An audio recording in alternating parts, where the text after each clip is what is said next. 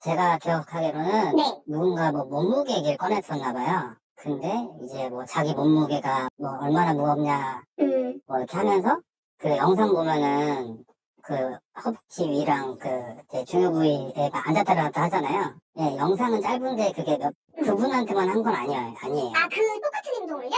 예, 촬영은 되진 않았지만 네. 테이블이 이렇게 있는데 네. 이제 왼쪽으로 돌아오면서 그렇게 한 거예요. 그 사람이 이렇게 와서 느껴지잖아요. 촉감들이. 그러니까 진짜 막 소름 끼치죠. 자, 이번 사건 좀 집중해 주십시오. 직장 내 성희롱 성추행 사건인데요.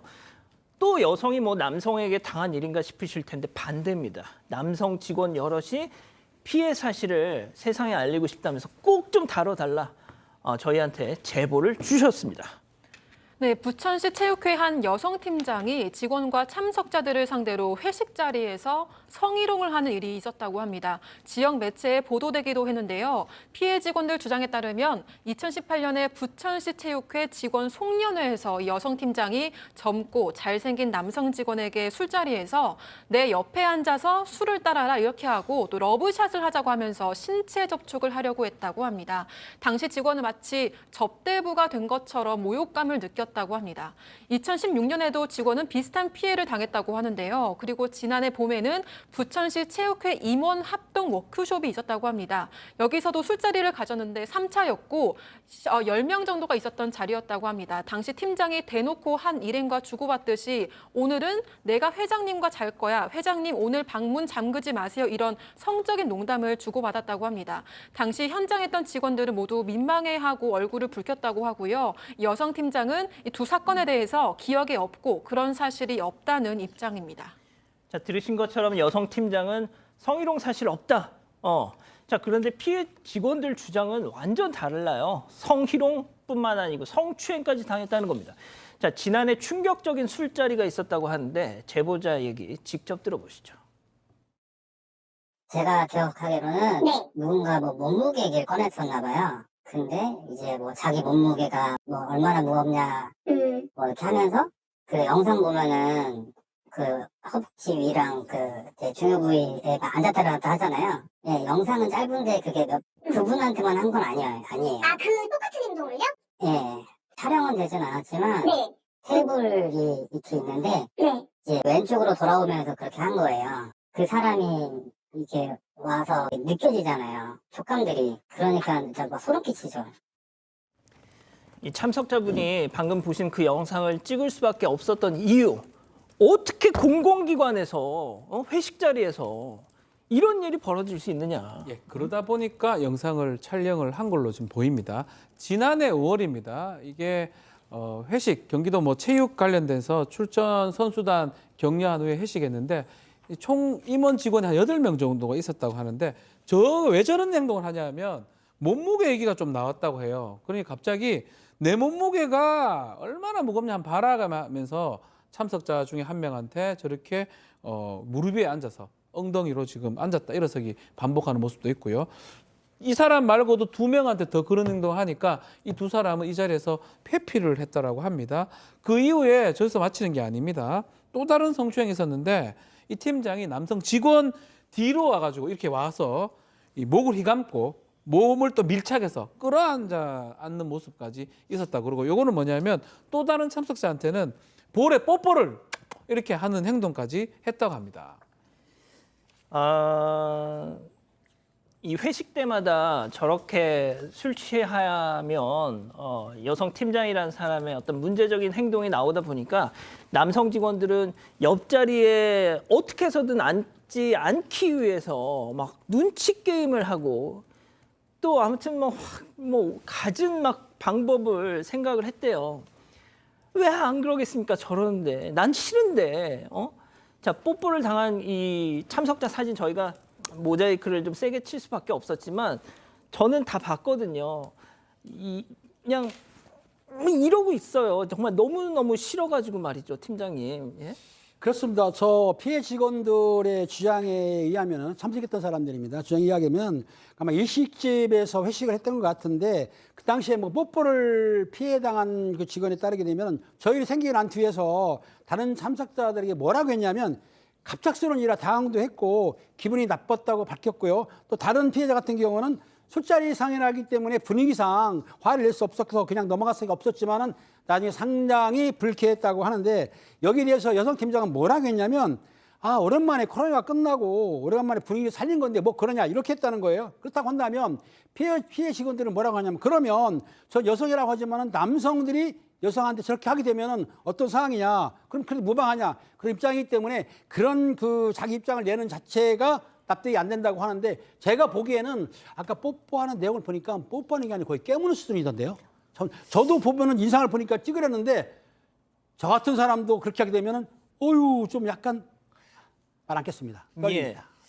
자, 저 일이 있고서 한 4개월 정도 흘러갔을 무렵 또 다른 회식 자리가 있었는데 이 피해 직원들 주장에 따르면 이 여성 팀장이 갑자기 또 이런 말을 했다는 겁니다. 체크포인트 짚어보죠. 남편은 출장 갔어가 무슨 얘기인지 제보자 얘기 이어서 들어보시죠. 한 중식당에서 일어났던 거 있잖아요. 거기서 이제 오는 사람들한테 조금 약간 술을 같이 먹으면서 나 오늘 집에 안 가. 네, 집에 안 가. 네. 뭐 오늘 남편 출장 중이야. 막 팔짱 끼고 몸을 좀 약간 비비고 단체에서 오신 분들한테 한두 분 정도한테 네. 그렇게 행동을 하고 아까 말씀드렸듯이 말한 것도 뭐 주문할 때 왜 주문에 나 그냥 이것도 여러 번 일단 내용이 나왔던 내용이에요. 보는 것도 불쾌하고 했는데도 계속 본인은 그렇게 행동을 했었어요. 자, 교수님. 이거 네. 그러니까 뭐 사석이니까 뭐 이 정도는 괜찮겠지가 아니에요. 그러니까요. 지금 뭐 이제 실수를 하는 정도의 수준이 아니라 지금 뭐 한두 명한테 뭐 장난을 치는 수준도 아니라 이 정도 되면 이제 성추행이라고 봐야 될 것 같고요. 그리고 아무리 회식 자리여도 지금 계속해서 공공기관에서 업무의 연장선에서의 회식이거든요. 근데 저런 행동을 하고 지금 뭐 그 선을 많이 넘어요. 지금 뭐 오늘은 또 남편이 출장 중이라 나 더 외롭다라는 얘기도 하고 그다음에 이제 지금 방송이라서 이제 저희가 더 표현할 수가 없는데 뭐 요리를 시키려는 사람한테 약간 이렇게 너무 좀 야한 얘기를 하면서 요리 말고 나를 뭐 어떻게 해라 뭐 이런 식으로까지 얘기를 하니까 옆에 있는 사람들 다 할 말을 잃고 다 너무 수치스러운 거죠. 분위기도 너무 썰렁하고. 그래서 그때 동석한 외부 단체 사람이 저 사람이 도대체 누구냐라고 얘기를 한 거예요. 그래서 우리 체육회 팀장이다라고 얘기했더니 정말 화들짝 놀라면서 어떻게 팀장이 이런 얘기를 할 수 있냐라는 반응이었고요. 그런데 이제 여성 팀장 뭐 늘 그렇듯이 나는 그런 적이 없다라고 얘기하고 있습니다. 아니 본인이 기억이 없을 수는 있지만 영상이 있잖아요. 그건 사실이지 않습니까? 자, 현재까지 확인된 피해자만 10명.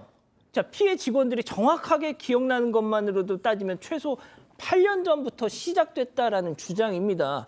자, 이런 의문을 제기한 분들 계실 겁니다. 그동안 뭐 하다가 왜 이제서야 네, 이유가 있었습니다. 피해 직원들 주장에 따르면요. 팀장보다 낮은 직급의 직원들은 이 성희롱, 성추행하지 말아달라는 이야기를 꺼낼 수도조차 없었다고 합니다.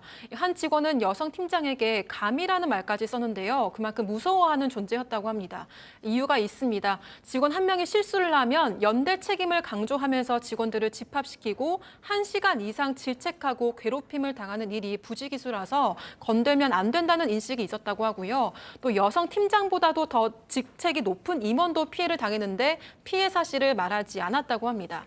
임원들은 1, 2년마다 교체되는 계약직이고 2년만 있다가 나가는 상황이었기 때문에 침묵을 했다고 하고요. 또 여성 팀장은 체육회에서 20년 넘게 있었고 또 제일 오래 근무한 사람이었다고 합니다.